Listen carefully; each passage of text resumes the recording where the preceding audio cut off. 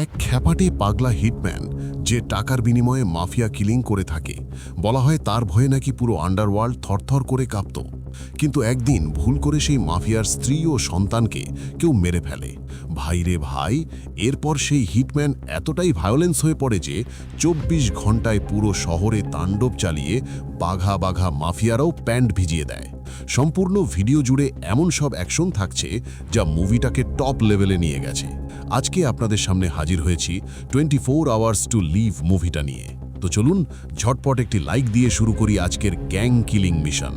মুভির শুরুতে আমরা আফ্রিকার একটি লোকাল শহর দেখতে পাই। সেখানে ইন্টারপোলের ৩টি গাড়ি হাই সিকিউরিটির মধ্য দিয়ে কিথ নামের একজন কয়েদিকে তাদের অফিসের দিকে নিয়ে যাচ্ছে। মূলত কিথের কাছে এমন জরুরি কিছু ইনফরমেশন আছে যা পুরো পৃথিবীর সামনে তুলে ধরা দরকার। বেশ কিছুটা পথ যাওয়ার পর তারা কঙ্গোর বর্ডারে পৌঁছালে আস্তে আস্তে চারদিকের পরিবেশ ভয়ঙ্কর হতে শুরু করে। সেখানে স্থানীয় লোকেরা ঘরে লুকিয়ে দরজা লাগিয়ে দিচ্ছিল। লিন বুঝতে পারে সামনে কোনো বড়সড় ক্যাচাল হতে চলেছে, তাই সে পুরো ফোর্সকে গান লোড করে রেডি হতে বলে। ঠিক সেই মুহূর্তে আচমকা কিছু এনিমি তাদের উপর অ্যাটাক শুরু করে। এনিমিদের কাছে ছিল ভারী ভারী সব মেশিন গান, যা দিয়ে তারা লিনদের উপর ফাটাফাট ফায়ার করে যাচ্ছে। হঠাৎ অ্যাটাকের ফলে সেখানে ইন্টারপোলের অসংখ্য মেম্বার ডাউন হয়ে যায়। লিন তখন একাই পিস্তল দিয়ে কয়েকজন এনিমির মাথার খুলি উড়িয়ে দিতে শুরু করে, কিন্তু এনিমিরা ক্রমে আরও দল বেঁধিয়ে ঝাঁকে ঝাঁকে অ্যাটাক করছিল। ঠিক তখনই লিনদের ব্যাকআপ দিতে সেখানে আফ্রিকান বিদ্রোহী গ্যাং চলে আসে। তারা একে একে ফায়ার করে এনিমিদের শুইয়ে দিচ্ছিল। আর এই সুযোগ কাজে লাগিয়ে লিন কোনোভাবে কিথকে নিয়ে পালাতে সক্ষম হয়। এখানে আপনাদের বলে রাখি, কিথকে খতম করতে ওয়েলজার নামের এক মাফিয়া তার পোলাপানকে পাঠিয়েছিল। আসলে কিথ ওয়েলজার গ্যাংয়ে কাজ করত, কিন্তু একদিন সে ওয়েলজারের সিক্রেট কিছু তথ্য জানতে পারে। মূলত ওয়েলজার মানুষদের ওপর এমন সব এক্সপেরিমেন্ট করত যা সম্পূর্ণ বেআইনি এবং মানব জাতির জন্য হুমকি। যাই হোক, সিন পরিবর্তন হলে আমরা ট্রাভিস নামের এক অ্যাসাসিনকে দেখতে পাই। সে টাকার বিনিময়ে যে কোনো হাই প্রোফাইল লোকদের খতম করে থাকে। তবে ট্রাভিস এখন সবকিছু ছেড়ে দিয়ে তার পরিবারের সাথে সাধারণ জীবনযাপন শুরু করেছে। কিন্তু একদিন আচমকা কিছু গ্যাংস্টার তার স্ত্রী ও সন্তানকে মেরে ফেলে। তবে কে মারল আর কেন মারল, এই রহস্যের উত্তর আমরা একদম মুভির শেষে পাব। তাই না টেনে দেখতে থাকুন সম্পূর্ণ ভিডিওটা। যাই হোক, এই ঘটনার পর থেকে ট্রাভিস একদম সাইকো হয়ে যায়। সে বহুদিন যাবৎ পাগলের মতো সেই গ্যাংস্টারদের খুঁজে চলেছে, কিন্তু আজ অবধি তাদের কোনো খোঁজ পায়নি। একদিন ট্রাভিস যখন বারে বসে মাল খাচ্ছিল, তখনই সেখানে হাজির হয় ওয়েলজারের চেলা জিম। সে তখন জানায়, বস তোর জন্য একটা কিলিংয়ের অর্ডার দিয়েছে। ট্রাভিস বলে, এসব ছোটখাটো কিল তো তুই করতে পারিস।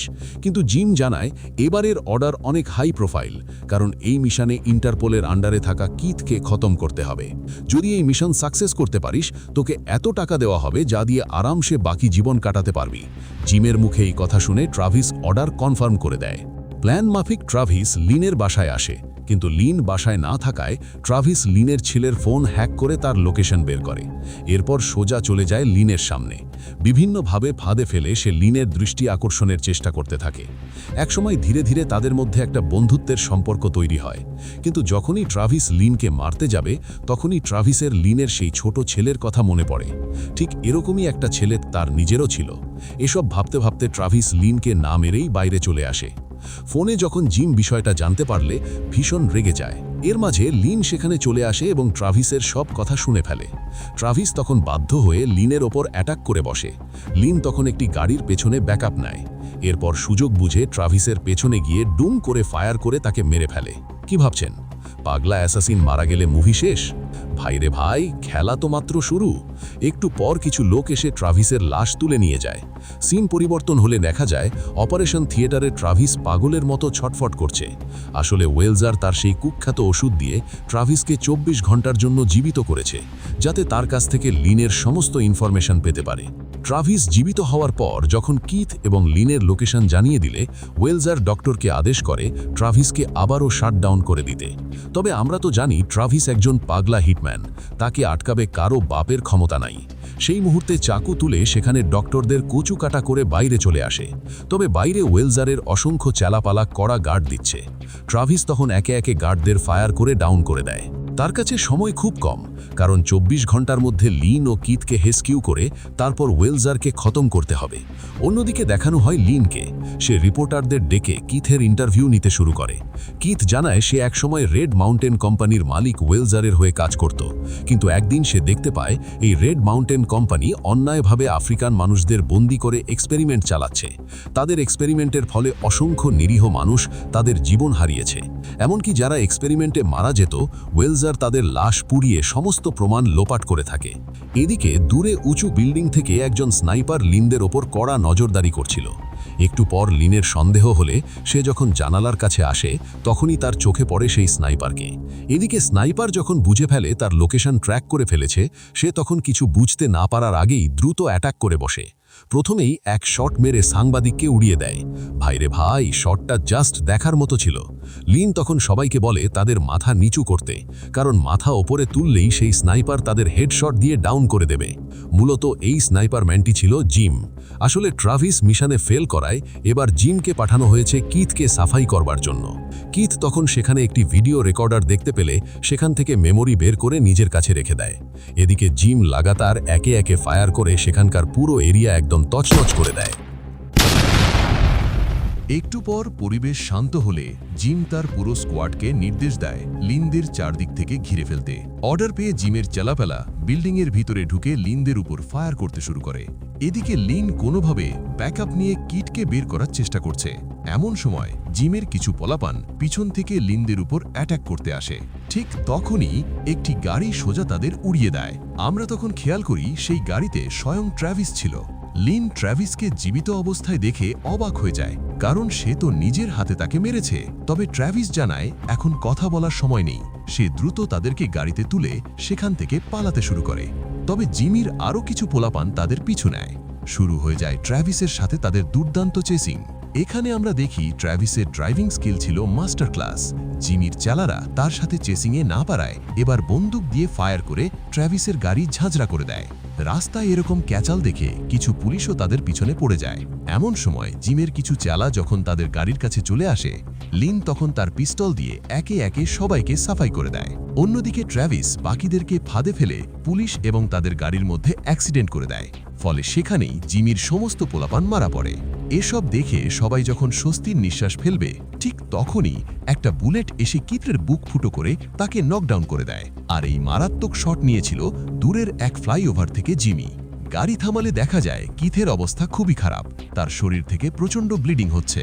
কিথ তখন ক্যামেরা থেকে পাওয়া সেই মেমোরিটা বের করে ট্র্যাভিসকে দেয়। এরপর সে আস্তে আস্তে তাদের চোখের সামনেই মারা যায়। লিন তখন ট্র্যাভিসকে তাদের সাথে ঘটে যাওয়া সমস্ত ঘটনা খুলে বলে। আর ট্র্যাভিস নিজেও বুঝতে পারে যে লিন ওয়েলজারের কালো মুখোশ পুরো বিশ্বের সামনে তুলে ধরার চেষ্টা করছে। তাই সে ঠিক করে সে লিনকে সাহায্য করবে। এর মধ্যে 4 ঘন্টা কেটে গেছে, মানে 16 ঘন্টার মধ্যে ট্র্যাভিসকে ওয়েলজারের পুরো গ্যাংকে সাফাই করার পাশাপাশি তার স্ত্রী ও সন্তানের মৃত্যুর প্রতিশোধ নিতে হবে। অন্যদিকে জিমের এক চেলা যখন তার কাছে ক্যামেরাটা নিয়ে আসে, জিম চেক করলে দেখতে পায় তার মধ্যে কোনো মেমোরি ছিল না। এসব দেখে সে ভীষণ রেগে যায়। ঠিক তখনই ওয়েলজার জিমকে ফোন করে জানায়, সরকারের কাছে আমার ইনফরমেশন যাওয়ার আগে কিথ ও লিনের বডি চাই। যদি দিতে না পারিস তোর জীবনের লাল বাতি জ্বালিয়ে দেব।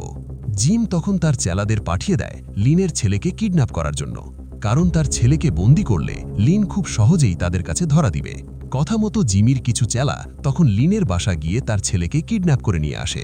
এরপর জিম লিনকে ফোন করে হুমকি দিয়ে জানায়, যদি তোর ছেলেকে জীবিত চাস 24 ঘন্টার মধ্যে কিথের লাশ নিয়ে আমার সাথে দেখা করবি। এসব শুনে পাগলা ট্র্যাভিসের মাথা গরম হয়ে যায়। সে তখন বাসায় গিয়ে তার পুরনো সব কাস্টমাইজড ওয়েপেন ও এক্সক্লুসিভ বের করতে শুরু করে। লিনের তখন বুঝতে বাকি থাকে না ট্র্যাভিস একজন প্রফেশনাল কন্ট্রাক্ট কিলার। ট্র্যাভিস তখন নিজের টাইমার দেখলে সে অবাক হয়ে যায়, কারণ তার হাতে মাত্র 8 ঘন্টা সময় আছে। তাই দ্রুত ভারী ভারী সব ওয়েপেন লোড করে সোজা চলে আসে আফ্রিকার সবচেয়ে খতরনাক মাফিয়া আমালির কাছে। ট্র্যাভিস তখন আমালিকে জানায় রেড মাউন্টেন নামের এক কোম্পানি আফ্রিকার সাধারণ মানুষদের বন্দি করে তাদের উপর মরণঘাতী এক্সপেরিমেন্ট চালাচ্ছে, যেখানে শত শত নিরীহ আফ্রিকান মারা যাচ্ছে। ট্র্যাভিসের মুখে এই কথা শুনে আমালির মাথা গরম হয়ে যায়। সে ট্র্যাভিসকে জানায় রেড মাউন্টেন কোম্পানিকে উড়িয়ে দিতে যত রকম সাহায্যই লাগুক সে করবে।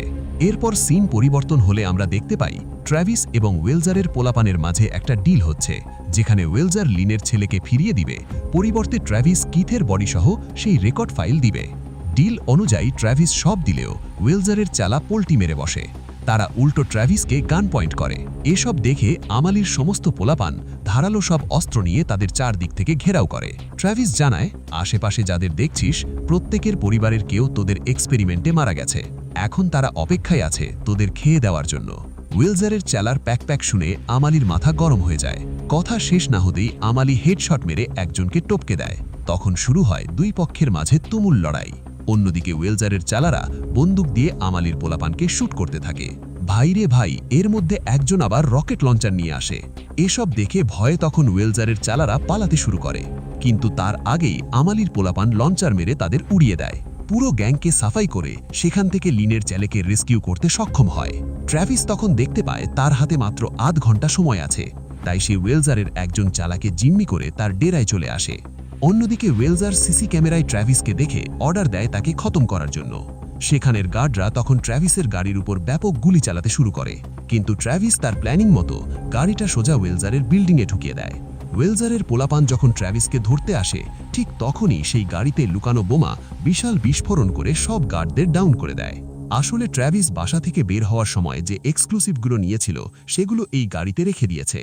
বসের উপর অ্যাটাক হয়েছে দেখে ওয়েলজারকে তার স্পেশাল ফোর্স সিকিউরিটি দিতে শুরু করে, কিন্তু ট্র্যাভিসের মতো পাগলাকে কি এত সহজে থামানো যায়? ভাইরে ভাই, সে একাই ওয়েলজারের চেলাদের ধরে ধরে টপকাতে শুরু করে।